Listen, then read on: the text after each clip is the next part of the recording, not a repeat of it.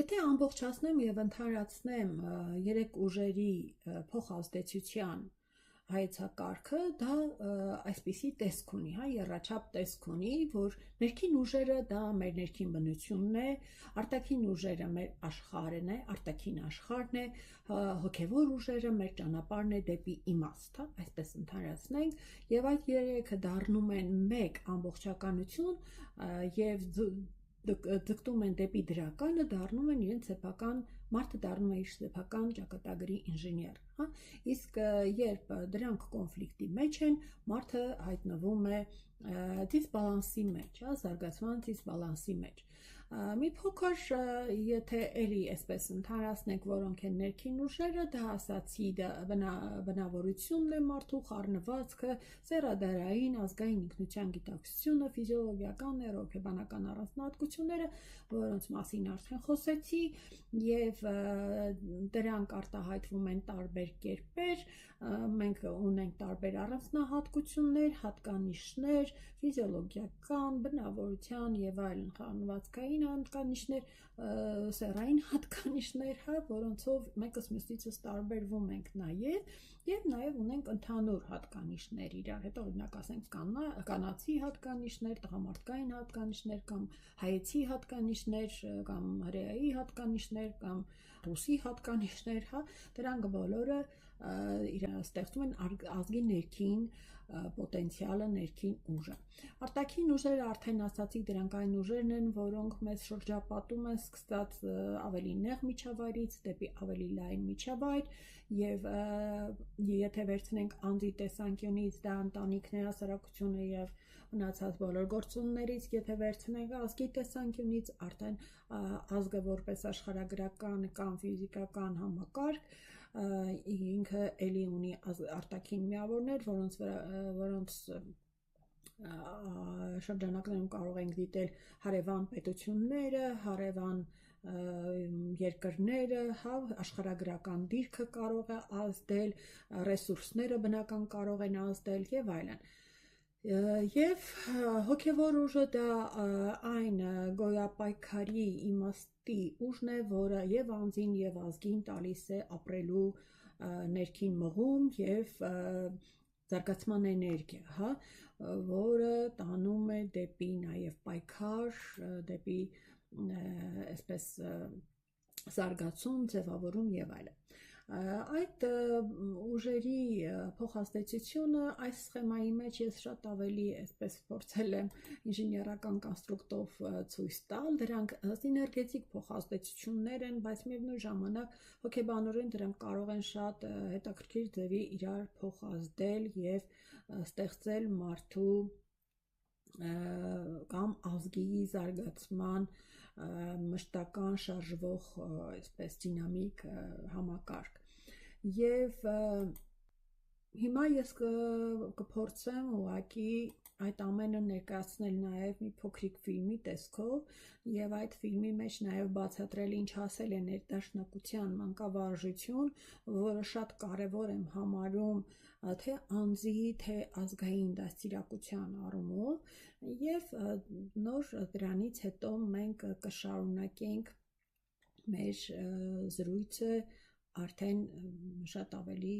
կոնկրետ թեմաներով։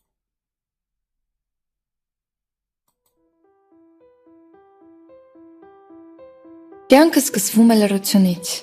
Այդ լռության մեջ ծնվում է առաջին շողը, ներքին ուժը։ Նա է, որ բաբախում է սրտի խորքում, արթնացնում մարմինը եւ հոգին։ Ներքին ուժը մեր բնածին հզորությունն է, ապրելու, ճանաչելու եւ ձևավորելու մղումը։ Ներքին ուժը պահպանում է հավասարակշռությունը։ Այն հիշեցնում է կյանքի մասին, երբ աշխարհը դեռ լուռ է։ Այդ ուժն է դառնում անձի կենտրոնը, ինքնաճանաչման սկիզբը։ Երբ մարդը լույս աշխարհ է գալիս, նա հայտնվում է արտաքին աշխարհի հոսքի մեջ։ Ծնողներ, բնություն, դպրոց, տեխնոլոգիաներ, մուլտֆիլմեր ու ձայներ, այդ ամենը ազդում է երեխայի վրա, սովորեցնում ճանաչել, տարբերել եւ ընտրել։ Երեխան մեծանում է, սովորում դիմանալ ազդակներին, ձևավորելով իր ներքին ուժը։ Այդ ուժը նրա ռեսուրսն է, հոգևոր հիմքը, որն օգնում է դիմակայել, պաշտպանվել, երբ արտաքին աշխարհը փորձում է կլանել, քանդել եւ խլել ազատությունն ու ինքնությունը։ Եվ հենց այդ պահին է, որ հոգևոր ուժը հիշեցնում է, որ նա կա եւ ունի իր առաքելությունը։ Այն բացում է ճանապարհ դեպի ինքն իրեն, դեպի հոգու ուժը, որը վերածնում է մարդուն։ Հոգու էներգիան ծնվում է սրտից, անցնում ուղեղի ճակատային կեղևով եւ միանում տիեզերքին։ Սա է վեհը, անանցը, արժեքը, բարոյականը, որով մարդը դառնում է անձ։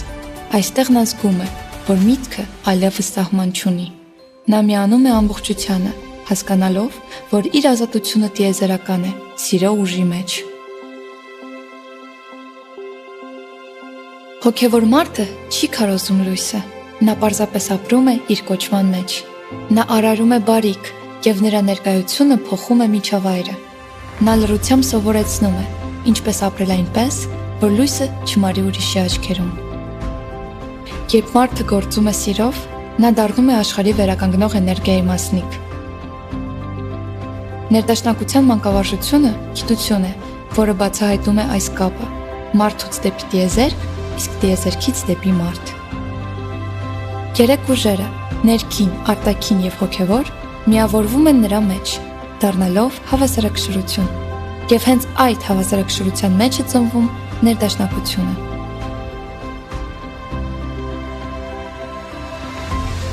Ուսուցիչը նա չէ, ով պարզապես փոխանցում է գիտելիք։ Նա արտացնում է անձի ներքին ուժը, այն կայծը, որ պիտի դառնա հոգու ուժ, ապրելու եւ արարելու համար։ Ներդաշնակության մանկավարժությունը հավատ է մարդուն որպես լույսի աղբյուրի, նրա արարչագործական առաքելության հանդեպ։ Եվ ամեն անգամ, երբ ուսուցիչը կարողանում է հասնել նրան, որ երեխան հասկանում է իր արժեքը, աշխարհում ծագում է մի նոր լույսի աղբյուր։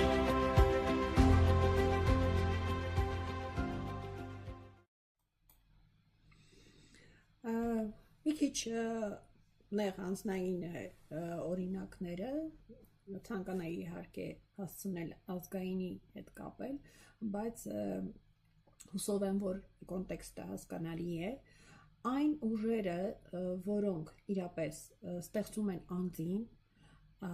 եւ ձևավորում են նրա արժեհամակարգը, դարձնելով նրան բարձրագույն էակ հոգևոր մարդ, այդ նույն ուժերը կարող են ազգը դարձնել բարձրագույն արժեքներ կրող ազգ։ Անկեղծ ասած, իմ խոհերի մեջ շատ անգամ եմ հարցրել, ինչու համար են հայերը եւ հրեաները մշտապես ենթարկվում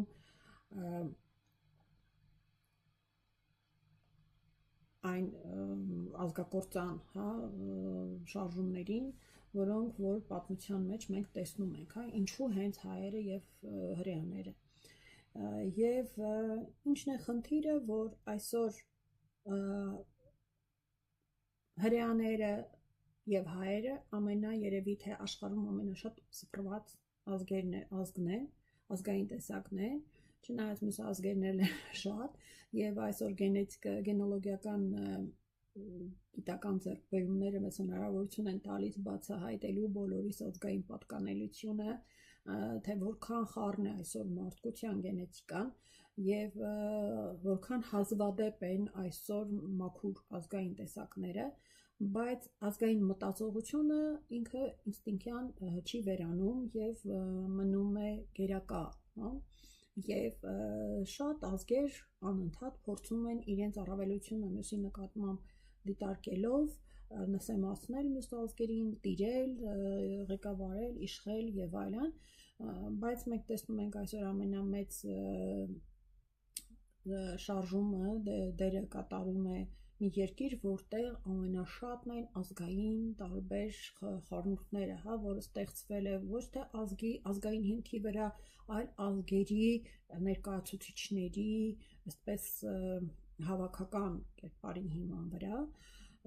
հավաքականության հիման վրա, եւ որը ստեղծել է մի նոր քաղաքակրթություն, կարելի է ասել, եւ այդ քաղաքակրթությունը այսօր մուտք է գործում մյուս բոլոր երկրներ, որոնք ունեն ինչ-որտեղ ազգային հենք, եւ այստեղ մենք արդեն պետք է հասկանանք, ով ենք մենք որպես ազգ, ինչով ենք մենք տարբերվում, արդյոք այդ տենդենսները մեզ կուլ կտան, թե մենք կարողանանք պահպանել մեր ազգայինը, պահպանել դա ինչպես պահպանել, հա, լինելով դրսում, լինելով հենց Հայաստանում, արդյոք մեզ այդ գետերը այսպես կտանեն, հա, գլոբալիզացիայի գետերը մեզ կտանեն, թե մենք կկարողանանք պահպանել մեր ազգային ինքնությունը կամ որն է այդ ազգային ինքնությունը, որ մենք ձգտում ենք պահպանել, հա։ Այս հարցերի շրջանակում է, որ ուզում եմ խոսել, շարունակել մեր զրույցը եւ հասնել որոշակի ընկալման, հա, թե մենք ինչ ունենք առհասարակ, ինչ կարող ենք կորցնել եւ ինչ կարող ենք ձեռք բերել խորը արժևորելով ազգ, ազգային արժեհամակարգ, ազգային ինքնություն, ազգային ինքնագիտակցություն հասկացությունները։ Պետք է դա մեզ արդյոք, թե ավելի լավ է ձուլվել համընդհանուրի մեջ, կորցնելով ազգային ինքնությունը, բայց ձեռք բերելով այսպես համընդհանուր, համամարտկային ինչ-որ կերպար։ Հնարավոր է դա արդյոք, թե ոչ։ Այս հարցերի շուրջ կշարունակենք մեր զրույցը։